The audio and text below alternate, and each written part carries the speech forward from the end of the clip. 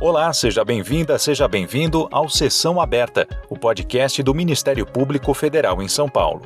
Neste programa, a gente vai entender melhor como funcionam as regras para aquisição de terras por estrangeiros no Brasil. Um tema importante por envolver, acima de tudo, a soberania do país. Quais os critérios que a lei impõe para que cidadãos estrangeiros possam ter propriedade de imóveis rurais aqui? Por que o Brasil continua registrando casos escandalosos de latifúndios adquiridos por grupos econômicos de outros países? Quem responde essas e outras questões é o Procurador da República Michel François Drizut Avrene, que atua no MPF em Guarulhos, na Grande São Paulo. Ele já foi procurador federal junto ao INCRA e conhece de perto esse tema. Procurador, mais do que uma mera transação econômica, a aquisição de terras por estrangeiros no Brasil envolve uma série de questões, como a soberania nacional, a igualdade na distribuição de terras, os direitos de comunidades tradicionais. O que a legislação atual prevê para garantir a proteção dos interesses nacionais quando o assunto é a propriedade de imóveis rurais por estrangeiros? Quando a gente lida com a questão da aquisição de terras por estrangeiros, a gente tem que tomar em consideração que é um dos temas mais importantes e polêmicos que existe no Estado brasileiro, e a aquisição de terras por estrangeiros se relaciona com outras questões, como, por exemplo, a soberania nacional, a questão da distribuição de terras, igualdade na distribuição de terras, direitos de comunidades tradicionais, questão de fronteiras, questão de meio ambiente. Então, são uma série de aspectos que se relacionam com a aquisição de terras por estrangeiros. E para que a gente possa entender um pouco desse tema, é importante que a gente contextualize ele no âmbito da regularização fundiária rural. O que é a regularização fundiária rural?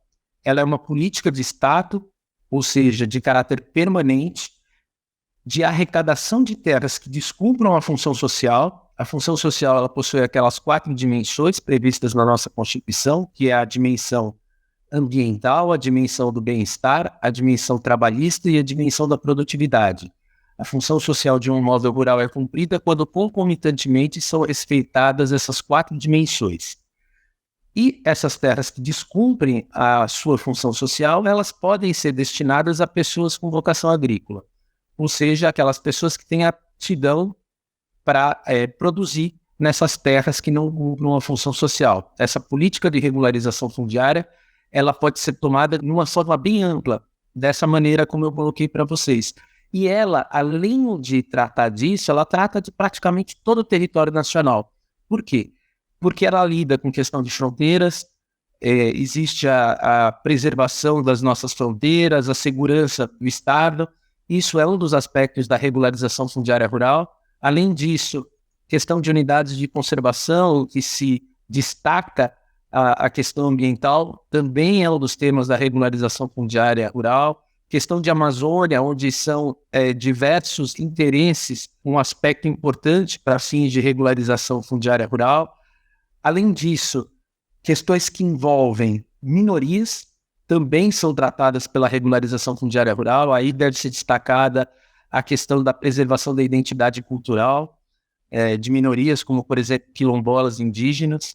Em suma, todas as áreas, todos os imóveis rurais presentes, todas as terras que existem dentro do Estado brasileiro, elas são passíveis de serem tratadas nessa questão maior da regularização fundiária rural. Quando a gente vai para um aspecto um pouco mais, uma conceituação um pouco mais específica de regularização fundiária rural, o que se destaca é a titulação. Seria um conjunto de medidas visando a titulação desses trabalhadores rurais. Esse aspecto da titulação ele é importante porque a partir do momento que a pessoa detém o título, ela passa para regular. E a partir daí ela tem acesso a financiamento de políticas públicas, a programas de incentivo à produção no campo. Mas, como eu disse, regularização fundiária no sentido amplo, ela contempla todas as terras do Estado brasileiro, ela contempla tudo. Todo o território nacional. E como a gente sabe, o território é um dos elementos do Estado. O Estado ele possui alguns elementos que são povo, território e governo soberano. E para fins de resguardo, de proteção do território, essa questão se vincula à soberania, não só a soberania como proteção das fronteiras, mas também soberania como soberania alimentar e como a soberania com viés econômico. Para que se resguarde tudo isso, é que a Constituição Federal prevê, no seu artigo 190, que a lei regulará e limitará a aquisição e arrendamento de propriedade rural por pessoa física ou jurídica estrangeira e estabelecerá os casos que dependerão de autorização do Congresso Nacional. A Constituição Federal ela dá esse norte. E a lei principal que trata desse tema de aquisição de terras por estrangeiros hoje no Brasil é a Lei 5.709 de 71. Ela é uma lei que foi construída na época do regime militar, que se baseava em alguns pilares, como, por exemplo, a defesa da integridade nacional, a segurança do Estado e a justa distribuição da propriedade. Na época em que ela foi concebida, existia uma preocupação dos militares com as áreas pouco exploradas do território nacional, como, por exemplo, a Amazônia.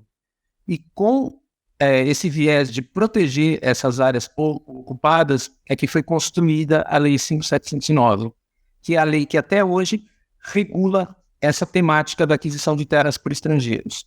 E para que a gente tenha uma noção de como é feita essa proteção, de quais os requisitos que a legislação prevê para a proteção dos interesses nacionais, eu vou fazer uma pequena divisão entre pessoas físicas e pessoas jurídicas.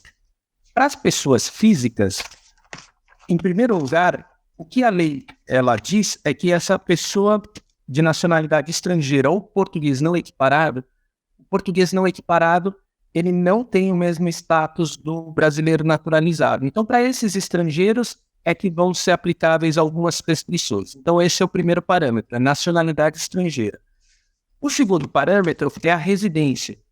Esses estrangeiros eles têm que ser residentes no Brasil, porque se eles forem residentes fora do país, eu estou falando de pessoa física, aqui friso novamente, se a gente falar de residentes que moram fora do Brasil, no exterior, não se aplicam essas restrições, porque ele não vai poder adquirir imóveis rurais no Brasil. Então, o segundo parâmetro é que esses estrangeiros residam no país. E o terceiro parâmetro diz respeito à dimensão do imóvel rural. Existe um critério utilizado pelo INCRA, que é o módulo de exploração indefinida. Esse módulo de exploração indefinida ele varia de município para município, e é com base nele que se estipulam algumas regras para aquisição de imóveis rurais. Então, assim, áreas menores que 3 mês é desnecessária a autorização do INCRA. Áreas entre 3 e 50 mês é necessária a autorização do INCRA. Área superior a 50 mês é necessária a autorização do Congresso Nacional. E áreas entre 20 e 50 mês é necessária a autorização do INCRA, mais um projeto de exploração. O projeto de exploração é dizer para que vai ser utilizada essa área, o que vai ser produzido e como vai ser produzido. Então, basicamente, o que tange a dimensão dos imóveis rurais é um terceiro critério que é utilizado para que seja feita essa análise da possibilidade de aquisição de terras pelos estrangeiros. Um pequeno detalhe no que diz respeito a imóveis em faixa de fronteira é que será necessária a autorização do Conselho de Defesa Nacional. E para terminar essa primeira questão, eu vou falar um pouquinho das pessoas jurídicas, que é onde recaem os principais problemas. Os critérios para aquisição de imóveis rurais por pessoas jurídicas, eles são basicamente os mesmos. É a nacionalidade, o viés da residência, a sede da empresa e a dimensão do imóvel rural, fazendo um paralelo entre os requisitos para pessoa física e para pessoa jurídica. Os da pessoa jurídica são basicamente os mesmos, com algumas modificações. Entre essas modificações, a gente tem que os limites para aquisição de imóveis rurais são maiores, enquanto na pessoa física o limite era 50 mês, aqui na pessoa jurídica são de 100 mês. E além disso, a necessidade de apresentação de um projeto de exploração. Quando a gente fala de pessoa jurídica, sempre será necessário ela dizer para que vai utilizar aquela área, que é justamente esse projeto de exploração. E a construção que foi feita no âmbito da AGU sobre empresas brasileiras constituídas formalmente no Brasil, mas que têm o controle estrangeiro, que são as consideradas empresas brasileiras equiparadas a estrangeiros, teve uma construção no âmbito da AGU por meio de pareceres jurídicos. Foram 3 pareceres jurídicos que foram construídos, um em 94, um em 97 e um em 2010. Em resumo, os 2 primeiros pareceres permitiam a livre aquisição e arrendamento de imóveis rurais por empresas constituídas no Brasil, ainda que controladas por estrangeiros. Então, até 2010, o que vigorava era uma regra de que bastava formalmente essa empresa ser constituída no Brasil, que ela tinha a sua livre disposição para fim de aquisição de imóveis rurais no país. Posteriormente, foi construído esse parecer LA 01 de 2010, que altera essa interpretação e fala que para essas pessoas jurídicas brasileiras equiparadas a estrangeiras, também será necessária a imposição de algumas restrições para que elas adquirem imóveis rurais, que são essas restrições que eu acabei de falar, esses requisitos que a lei condiciona para que ela possa ter acesso a esses imóveis rurais aqui no país. Então, basicamente, para que a gente tenha uma noção de como essa sistemática, é dessa forma que funciona a aquisição de terras por estrangeiros no Brasil, de uma maneira bastante genérica. Certo. Uma das questões mais sensíveis quando se fala em aquisição de terras por estrangeiros se refere à grilagem de terras e outras práticas ilegais para especulação imobiliária rural.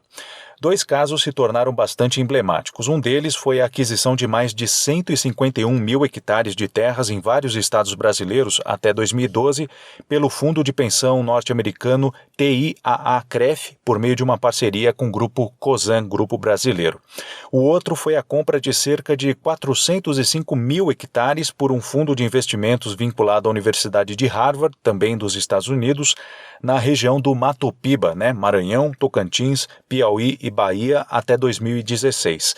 Que evidências e ensinamentos casos desse tipo trazem a respeito das fragilidades para o cumprimento das normas sobre a aquisição de terras por estrangeiros no Brasil? Os exemplos dados na questão nos mostram que é necessária algum tipo de atualização ou de aperfeiçoamento dos dispositivos de controle dessas situações que envolvem a aquisição de imóveis rurais por estrangeiros. O que acontece? Muitas vezes existe uma dificuldade muito grande em se identificar a composição societária desses grandes grupos que são muitas vezes criados formalmente no Brasil, mas que apresentam sócios estrangeiros. Por quê? Porque existem diversas formas de construção dessas sociedades. Muitas vezes elas são formalmente constituídas no Brasil, os seus sócios também são outras pessoas jurídicas constituídas no Brasil. Por sua vez, os sócios desses outros sócios também são constituídos no Brasil, e só num andar muito elevado é que se vai identificar esses sócios estrangeiros.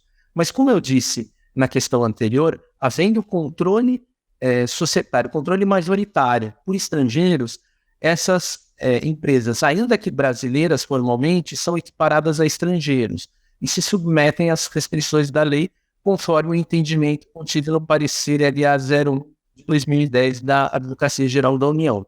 Vejam que, para fins de fiscalização dessas situações, há necessidade de interligação entre informações de diversos órgãos, como, por exemplo, a CVM, as juntas comerciais, os registros de imóveis.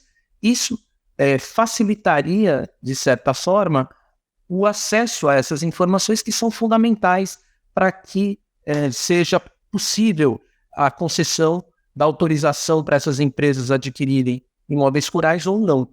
E existe um problema, muitas vezes, de dificuldade de acesso a essas informações por cartórios, por exemplo, em cidades longínquas no nosso país, em que existe uma precariedade no acesso a essas informações e que não há informatização.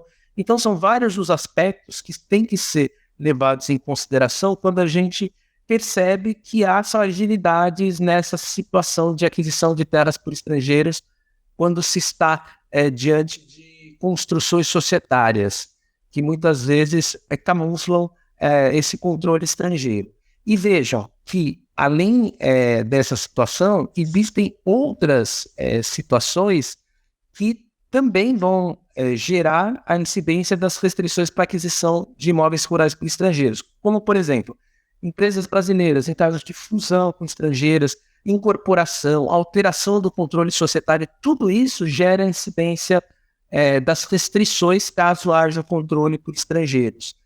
Então, é uma situação de difícil fiscalização que é vivida no dia a dia de quem trabalha com esse tema e gera a necessidade de algum tipo de aperfeiçoamento no controle. Então, essas são as considerações que se podem fazer, e acrescenta-se ainda que, quando se trata de fundos de investimento, existe uma dificuldade maior ainda de identificação nesses sócios, pela própria construção societária que é feita. E muitas vezes isso fica muito complicado para aquela pessoa que está na ponta identificar, mesmo por os órgãos que são responsáveis pela concessão da autorização, como o INCRA, existe uma dificuldade muito grande de identificar isso. E vejam, muitas vezes esses fundos, essas empresas estrangeiras, elas entram no país podendo desrespeitar a legislação brasileira com finalidades especulativas propriamente ditas, porque a terra é considerada muitas vezes uma forma de acumulação de riqueza. Então, isso gera prejuízos à soberania nacional, tida como soberania alimentar e também como uma questão de defesa para o Estado brasileiro. Então, existe aí uma preocupação da nossa legislação em coibir principalmente essas atividades que ingressem no Brasil a título meramente especulativo e que não se preocupem com questões, por exemplo, ambientais, de soberania alimentar e mesmo para fins de redução da desigualdade, na medida em que, muitas vezes, essa concentração de terras em mãos de estrangeiros, de quantidades muito altas de terras com dimensões muito gritantes, geram um aumento da desigualdade social no Brasil. Então, por isso que tem que ser aperfeiçoado esse controle nessas aquisições por empresas formalmente brasileiras, mas que têm um controle estrangeiro. Uhum. E falando em aperfeiçoamento, eu queria continuar ainda na questão das normas em vigor. Como o senhor já abordou, a principal lei que trata da aquisição de terras por estrangeiros está em vigor desde 1971 no Brasil.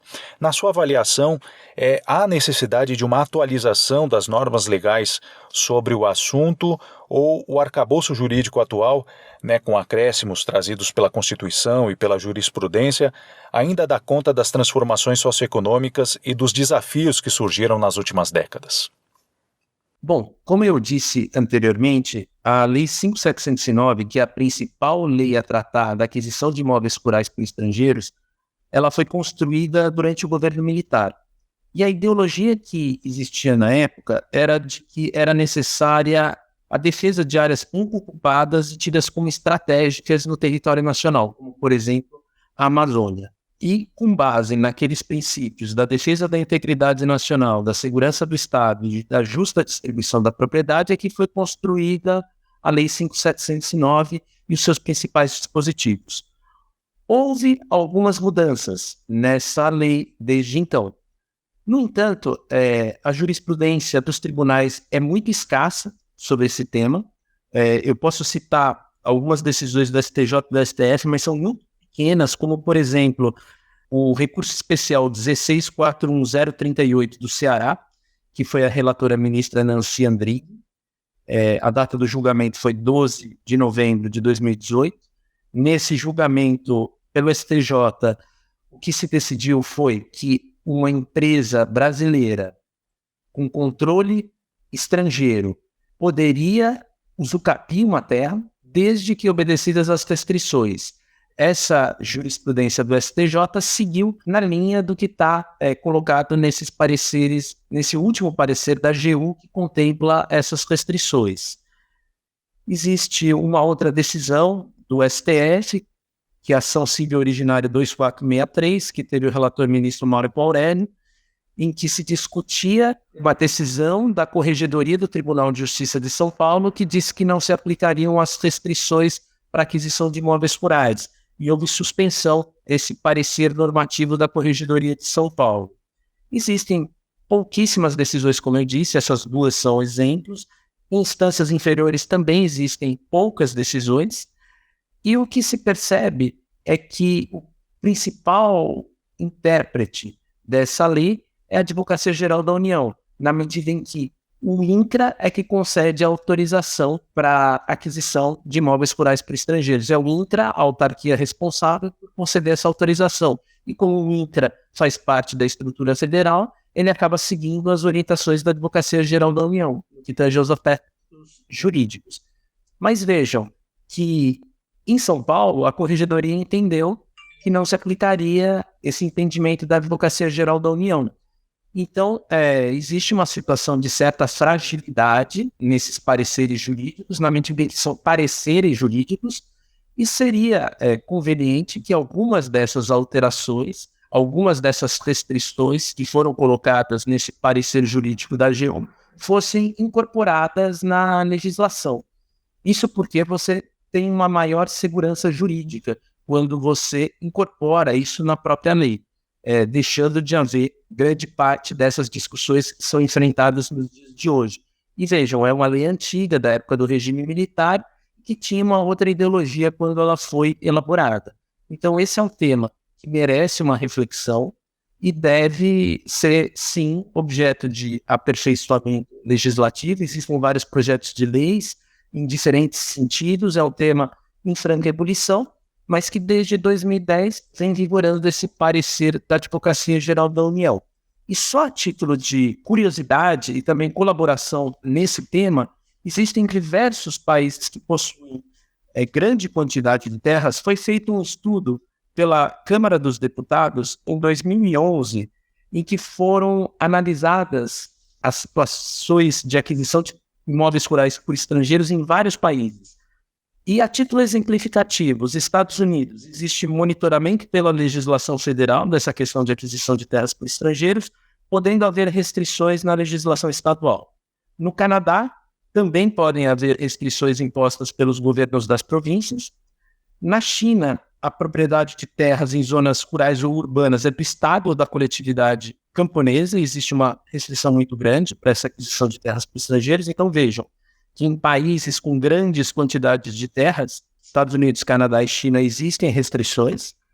E em outros países, por exemplo, países europeus, Alemanha e Itália, existe questão de reciprocidade, ou seja, se o cidadão desses países puder adquirir terras de forma livre em outros países, os outros que forem para esses países, a princípio, teriam um tratamento paritário. Mas o que a gente pode dizer é que países da União Europeia têm muitas variações entre esses países, mas existem, como regra, algumas restrições. Então vejam que boa parte dos países do mundo colocam algumas restrições para fins de aquisição de imóveis rurais por estrangeiros.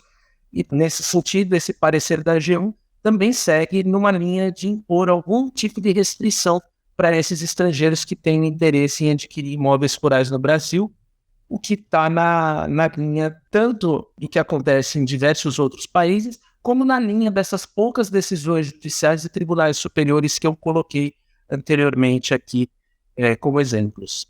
Uhum. O senhor citou algumas vezes a Amazônia, né, um território reconhecidamente cobiçado pela biodiversidade, tem grande parte da sua área constituída por terras públicas e é palco de todo tipo de ilegalidade no que se refere à propriedade de terras. Nesse contexto, é possível dizer que a região amazônica é a mais sensível no Brasil em relação à propriedade fundiária por estrangeiros? Qual que é o risco que essa presença estrangeira na região representa? Quando se fala na região amazônica, tem que se levar em consideração que existe uma grande quantidade de riquezas naturais e animais que habitam aquela região. Nela existe uma das maiores e mais importantes coberturas vegetais do planeta, a floresta amazônica, bem como uma das mais extensas bacias hidrográficas do mundo, que é formada pelo Rio Amazonas. Além disso, existe uma quantidade imensa de riquezas da fauna e da flora, e soma-se a tudo isso uma situação de desordem fundiária, na medida em que a Amazônia contempla tanto questões relevantes do ponto de vista ambiental, existem inúmeras unidades de conservação, além do mais, existem áreas que se encontram em faixa de fronteira e também minorias, como indígenas, que demandam uma proteção da sua identidade cultural. Então, nesse caldo que existe na Amazônia Legal, tem uma situação de uma riqueza muito grande, o que gera interesse pelos agentes econômicos, tanto nacionais quanto estrangeiros. Quando a gente fala de estrangeiros e interesse pela Amazônia, isso gera um debate muito grande e existe, evidentemente, uma preocupação muito grande na forma pela qual deve ser tratada essa questão. Então, o que a gente pode dizer é que a Amazônia é uma parte bastante sensível do território nacional, que diz respeito a essa questão de propriedade por estrangeiros, e veja que a legislação, a 5.709, como eu disse nas outras questões, ela foi construída em 71, ela foi publicada em 71, e a ideologia por trás dela era justamente de proteger áreas pouco exploradas, como, por exemplo, a Amazônia. Então, existia uma preocupação muito grande dos militares na época em que foi elaborada essa lei, que é a principal lei a tratar do tema de aquisição de terras por estrangeiros, e que tinha um foco nessas áreas. Mas o que se pode dizer é que existe aí uma grande quantidade de aspectos que tem que ser levado em consideração na Amazônia, como eu disse, interesses que se vinculam a questões ambientais, a minorias, a região de fronteira, que demandam uma análise bastante criteriosa e bastante específica para fins de aquisição de imóveis rurais por estrangeiros. E nesse sentido é que essas restrições elas têm que ser analisadas em conjunto com esses outros aspectos, que fazem parte, como eu disse, da questão da regularização fundiária como um todo. A regularização fundiária rural, ela tem as suas bases constitucionais na dignidade da pessoa humana, a erradicação da pobreza e marginalização e redução das desigualdades sociais e regionais, que é um dos objetivos da República. A dignidade é um superprincípio da nossa Constituição, além do mais, na questão da função social da propriedade. Então, quando se fala de regularização fundiária rural, tem que se analisar também essa questão de função social da propriedade naquelas 4 dimensões, que é a ambiental, a do trabalho, do bem-estar e da produtividade, que tem que ser respeitadas ao mesmo tempo. Existe a questão do desenvolvimento sustentável, que é a conjugação das questões econômicas com as ambientais, a questão da segurança jurídica, na medida em que esses títulos proporcionam àquelas pessoas o acesso a políticas de Estado, e também a regularização fundiária rural tem um vínculo muito grande com a questão da reforma agrária. Então, quando a gente trata de regularização fundiária, principalmente levando em consideração essas riquezas todas da Amazônia Legal, elas têm que ser analisadas nessa riqueza que existe lá e nesses diversos aspectos. E aí se torna bastante sensível e bastante importante a análise de algum pedido que envolva interesses estrangeiros, principalmente de empresas estrangeiras, que tem que ser analisados todos esses aspectos da regularização fundiária, além das limitações impostas nas leis específicas que tratam desses aspectos da aquisição de terras por estrangeiros e nessas interpretações dadas pela Advocacia Geral da União. Então, o que se pode dizer é que deve ser feita uma análise muito criteriosa de eventual interesse, principalmente dessas empresas brasileiras controladas por estrangeiros nessa região específica do Brasil, que é muito rica em uma série de aspectos, e o bioma amazônico pode ser dito que é uma fonte inesgotável de riquezas. Então, é basicamente essa análise que tem que ser feita quando se estuda as questões vinculadas à aquisição de terras na Amazônia Legal. Uhum. E qual que é o papel do Ministério Público Federal nos esforços pelo cumprimento da legislação relativa à aquisição de terras por estrangeiros? Quando a gente fala de aquisição de terras por estrangeiros e o papel do Ministério Público, tem que se compreender essa questão de terras num escopo maior, de regularização fundiária rural. Como eu disse anteriormente, a regularização fundiária rural ela tem as suas bases constitucionais em diversos aspectos, como, por exemplo, a dignidade da pessoa humana, a erradicação da pobreza e da marginalização e redução das desigualdades sociais e regionais, a isonomia, a função social da propriedade, a justiça social, desenvolvimento sustentável, segurança jurídica, reforma agrária. Então, quando se lida com regularização fundiária rural, se lida com o país como um todo. Questão de terras no país como um todo envolve questões de reforma agrária, Amazônia Legal, faixa de fronteira, unidades de conservação, minorias, e são diversos os aspectos que devem ser tratados na regularização fundiária. Tem que se verificar, por exemplo, em questão de faixa de fronteira, se estão sendo resguardados os limites da nossa soberania, nas questões de unidades de conservação, a questão ambiental está sendo resguardada, em minorias, a preservação da identidade cultural desses grupos. E esse conjunto de aspectos da regularização fundiária tem um aspecto extremamente relevante quando a gente lida com questão de aquisição de terras por estrangeiros na medida em que essa aquisição de terras por estrangeiros vai ter que obedecer a todo esse complexo de normas que regula a regularização fundiária rural. Então, a aquisição de terras por estrangeiros, ela tem que ser analisada na questão da soberania, não só tida como as fronteiras do território nacional, mas também como soberania alimentar e como uma questão econômica, e além do mais, vinculado a tudo isso que eu falei, regularização fundiária como um todo. E o papel do Ministério Público Federal é justamente verificar se estão sendo resguardadas essas normas, se estão sendo respeitados esses interesses todos envolvidos nessa questão da regularização fundiária rural e se as normas que tratam dos estrangeiros, elas respeitam esses direitos constitucionais. E vejam que a atividade do Ministério Público nesse campo ela é muito ampla, porque se porventura houver algum tipo de fraude construída para fins de aquisição de terras por estrangeiros, o Ministério Público pode ter um papel na seara penal, como, por exemplo, na apuração, investigação e promoção de denúncia, envolvendo, por exemplo, questão de falsificação para fins de aquisição de imóveis rurais. Então, nessa seara, o Ministério Público pode atuar, como também com outros crimes que eventualmente ocorram nesses imóveis rurais adquiridos por estrangeiros, como, por exemplo, crimes ambientais, trabalho escravo. Então, o Ministério Público vai ter uma atuação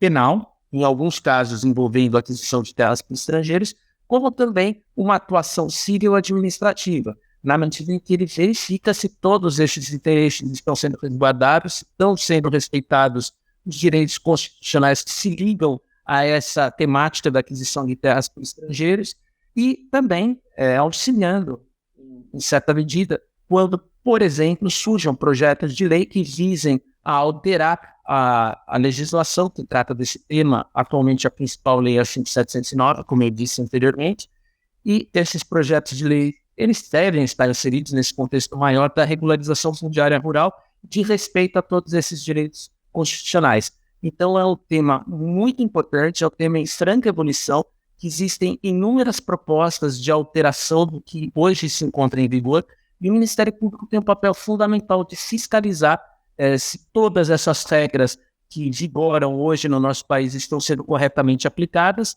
e também, de certa forma, analisar se esses projetos colocados em discussão se atendem ao interesse nacional. Então, o papel do Ministério Público é extremamente relevante nessa temática, que é uma das mais importantes do Estado brasileiro nos dias de hoje. Essa foi a nossa conversa com o Procurador da República, Michel François Drizut Avrene. E nós estamos chegando ao fim desta edição do Sessão Aberta, um podcast produzido pela Assessoria de Comunicação da Procuradoria da República em São Paulo. Muito obrigado pela sua companhia e até a próxima edição.